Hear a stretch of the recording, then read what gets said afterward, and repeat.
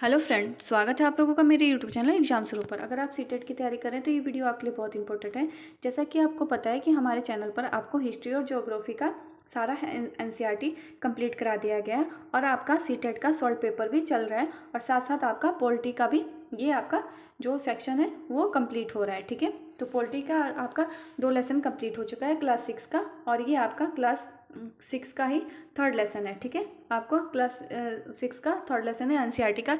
और जो new NCERT है आप लोग यहाँ पे देख सकते हैं, जो आपकी न्यू एनसीईआरटी है उससे आपको पढ़ाया जा रहा है। ठीक है, और आज का जो चैप्टर है वह चैप्टर है आपका सरकार क्या है, यानी तीसरा लेसन जो है वो है सरकार क्या है। इसके बारे में हमें पढ़ना है कि ये सरकार क्या है। ठीक है, तो चलिए चैप्टर शुरू करते हैं। अगर आपको समझ में नहीं आए तो आप मेरी वीडियो दोबारा भी देख सकते हैं। ठीक है, तो चलिए स्टार्ट करते हैं वीडियो। तो देखिए, हर एक देश को विभिन्न निर्णय लेने एवं काम करने के लिए सरकार की ज़रूरत होती है। यह निर्णय कई विषयों से संबंधित हो सकते हैं। सड़कें, स्कूल कहाँ बनाए जाए, बहुत ज़्यादा महंगाई हो जाने पर किसी चीज़ के दाम कैसे घटाया जाए तथा बिजली की आपूर्ति को कैसे बढ़ाया जाए। सरकार कई सामाजिक मुद्दों पर भी कार्रवाई करती है। उदाहरण के लिए सरकार गरीबों की मदद करने के लिए कई कार्यक्रम चलाती है। इसके अलावा यह अन्य महत्वपूर्ण काम भी करती है, जैसे कि डाक और रेल सेवाएं चलाना। ठीक है, उसके बाद है सरकार का काम देश की सीमाओं की सुरक्षा करना और दूसरे देशों से शांतिपूर्वक संबंध बनाए रखना है।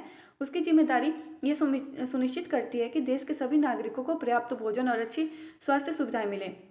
जब प्राकृतिक आपदा घेरती है जैसे सुनामी या भूकंप, तो मुख्य रूप से सरकार ही पीड़ित लोगों की सहायता करती है। अगर कहीं और विवाद होता है या कोई अपराध होता है तो लोग न्यायालय जाते हैं। न्यायालय भी सरकार का ही अंग होता है। ठीक है, उसके बाद है, शायद आपको यह जानकर अचरज हो रहा होगा कि सरकार इतना सब कुछ कैसे कर पाती है और सरकार के लिए इन कामों को करना क्यों जरूरी है। जब लोग इकट्ठा रहते हैं और काम करते हैं तो कुछ हद तक एक व्यवस्था की जरूरत होती है, जिसे जिसे क्या कहते हैं, जिससे आवश्यक निर्णय लिए जा सके। कुछ नियमों की जरूरत होती है तो सब पर लागू हो। उदाहरण के लिए संसाधनों के नियंत्रण और देश की सीमा की सुरक्षा की जरूरत होती है ताकि लोग सुरक्षित महसूस कर सकें। लोगों के लिए सरकार कई तरह के काम करती है। वह नियम बनाती है, निर्णय लेती है और अपनी सीमा में रहने वाले लोगों पर उन्हें लागू करती है। ठीक है, उसके बाद है सरकार के स्तर कैसे होते हैं। तो देखिए, अब आपको पता है कि सरकार कितनी सारी अलग अलग चीज़ों के लिए जिम्मेदार है। तो क्या आप सोच सकती हैं कि सरकार ये सारे इंतजाम कैसे करती है। दरअसल सरकार अलग अलग स्तरों पर काम करती है, स्थानीय स्तर पर और राज्य के स्तर पर एवं राष्ट्रीय स्तर पर भी। ठीक है, स्थानीय स्तर का मतलब अपने गांव, शहर या मोहल्ले से है। राज्य स्तर का मतलब होता है पूरे राज्य को ध्यान में रखें, और हरियाणा, असम की सरकार पूरे राज्य में काम करती है, जैसे कि मानचित्र देखें। ठीक है, राष्ट्रीय स्तर की सरकार का संबंध पूरे देश से होता है। किताबों में आप आगे चलकर पढ़ेंगे कि स्थानीय सरकार कैसे काम करती है, और आगे की कक्षा में राज्य तथा राष्ट्रीय स्तर पर सरकार के कामों के बारे में जानेंगे। ठीक है, तो यहाँ पे आप मैप देख लीजिए। मैप में दिखाया गया अंतर्राष्ट्रीय सीमा कैसी होती है आपकी। तो अंतर्राष्ट्रीय सीमा जो ये डॉट डॉट है आपका यहाँ पे, ये वाली और ये वाली जो ये है अंतर्राष्ट्रीय सीमा। ठीक है, और राज्य सीमा क्या कौन सी होती है, जैसे ये वाली राज्य सीमा हो गई आपकी। ठीक है, उसके बाद राजधानी राजधानी जो डॉट डॉट आपको दिखाई दे रहा है यहाँ पे, वो आपकी सारी राजधानियाँ हैं। और राष्ट्रीय राजधानी दिल्ली, यानी जो दिल्ली है आपकी यहाँ पे है। ठीक है, यहाँ पे दिल्ली आपको शो हो रहा है। ठीक है, उसके बाद देखिए, ये दूसरा मैप है आपका सरकार एवं कानून। ठीक है, अब यहाँ से हम लोग पढ़ेंगे सरकार और कानून। सरकार कानून बनाती है और देश में रहने वाले सभी लोगों को एक कानून मानते हैं। केवल यही यही वह तरीका है जिससे सरकार काम कर लेती है। सरकार के पास जैसे कानून बनाने की ताकत होती है, वैसे ही वह ताकत भी होती है कि लोगों को कानून बनाने के लिए बाध्य करे। उदाहरण के लिए एक कानून है जो कि गाड़ी चलाने वालों के पास लाइसेंस होना चाहिए।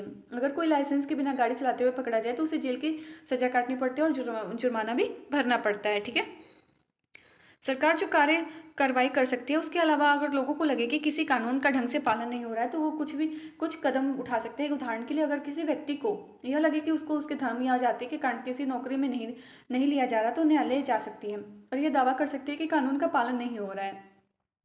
तब न्यायालय आदेश देगा कि वह कदम उठाने के लिए जरूरत है। ठीक है, सरकार के प्रकार कितने हैं। तो सरकार को निर्णय लेने और कानून का पालन करवाने यानी उन्हें बाध्य करने की शक्ति देता है। ठीक है,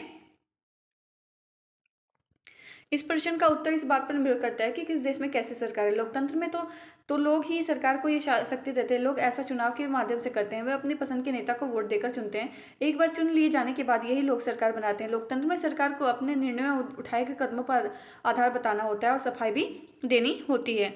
दूसरी तरफ की सरकार होती है जिसे राजतंत्रीय सरकार कहते हैं। इसमें राजा या रानी के पास निर्णय लेने और सरकार चलाने की शक्ति होती है।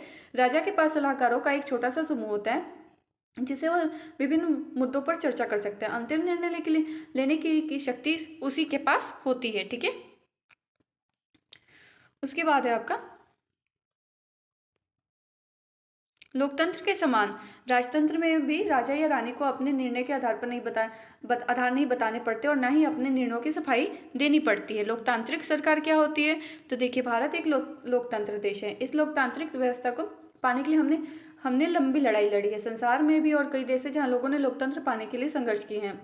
ऊपर बताया जा चुका है कि लोकतंत्र की मुख्य बात यह होती है कि लोगों के पास अपने नेता को चुनने की शक्ति होती है। इसलिए एक अर्थ में लोकतंत्र लोगों का ही शासन होता है। लोकतंत्र में मूलभूत विचार यह होता है कि लोग नियमों को बनाने में भागीदार बनकर खुद ही शासन करें। आज के समय में लोकतांत्रिक सरकार को प्राय प्रतिनिधि लोकतंत्र कहते हैं। प्रतिनिधि लोकतंत्र में लोग सीधे भाग नहीं लेते हैं, बल्कि चुनाव की प्रक्रिया के द्वारा अपने प्रतिनिधियों को चुनते हैं। ये प्रतिनिधि मिलकर सारी जनता के लिए निर्णय लेते हैं। आजकल कोई भी सरकार अपने आप को तब तक लोकतांत्रिक नहीं कह सकता जब तक वह देश के सभी वयस्क नागरिकों को वोट देने का अधिकार ना दे दे। लेकिन हमेशा ऐसा नहीं होता है। क्या आप विश्वास कर सकते हैं कि एक समय ऐसा था जब लोकतांत्रिक सरकारें औरतों और गरीबों को चुनाव में भाग नहीं लेने देती थी।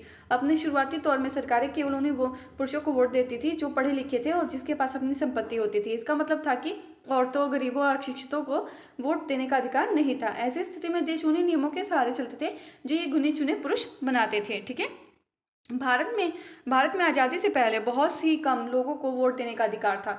इसलिए जनता को संगठित होकर इस अधिकार की मांग करनी पड़ी। गांधी जी समेत कई नेताओं ने इस अन्यायपूर्ण व्यवहार का विरोध किया। उन्होंने भी जोर शोर से यह मांग उठाई। 1931 में यंग इंडिया पत्रिका में लिखते हुए गांधी जी ने कहा, मैं यह विचार सहन नहीं कर सकता कि उस आदमी के पास संपत्ति है वो वोट दे सकता है, लेकिन वह आदमी जिसके पास चरित्र है या संपत्ति या शिक्षा नहीं है वो वोट नहीं दे सकता। जो दिन भर अपना पसीना बहाकर ईमानदारी से काम करता है वो वोट क्यों नहीं दे सकता? क्योंकि उसे गरीब आदमी होने का गुनाह किया है, यानी गरीब होने का गुनाह किया है। तो उसके बाद देखिए, यहाँ पे आपको कुछ नोट्स दिखाए गए हैं। वोट फॉर वुमेन, यहाँ पे आपको संसार में कहीं भी सरकारों ने स्वेच्छा से अपनी शक्ति लोगों के साथ नहीं बांटी है। पूरे यूरोप और अमेरिका में महिलाओं और गरीबों को सरकार के कार्यों में भागीदारी के लिए संघर्ष करना पड़ा है। महिलाओं द्वारा मताधिकार के लिए किए गए संघर्ष में प्रथम विश्व युद्ध के दौरान और मजबूती पकड़ी। इस आंदोलन को महिला मताधिकार आंदोलन कहते हैं और अंग्रेजों ने इसे सफरेट मूवमेंट कहते हैं। सफरेट का मतलब होता है वोट कर देने का अधिकार। युद्ध के दौरान बहुत से पुरुष लड़ाई में थे, इसलिए महिलाओं को उन कामों को करने के लिए बुलाया गया जो पहले पुरुषों के काम माने जाते थे। जब महिलाओं ने विभिन्न प्रकार के काम उनकी व्यवस्था करना शुरू किया तो लोगों को ये देखकर बड़ा आश्चर्य हुआ कि उन्होंने महिलाओं और उनकी क्षमताओं के बारे में क्यों इतनी गलत रूढ़िबद्ध धाराएं बना रखी थी और कि महिलाएं ये काम नहीं कर सकती। इस तरह महिलाओं को निर्णय लेने में समान रूप से योग्य माना जाने लगा। महिला मताधिकार आंदोलन में साथियों में सभी महिलाओं के लिए वोट देने के लिए अधिकार की मांग की, उनकी आवाज़ सुनी जाए। इसके लिए उन्होंने जगह जगह पर अपने आप को लोहे की जंजीरों से बांधकर प्रदर्शन किया।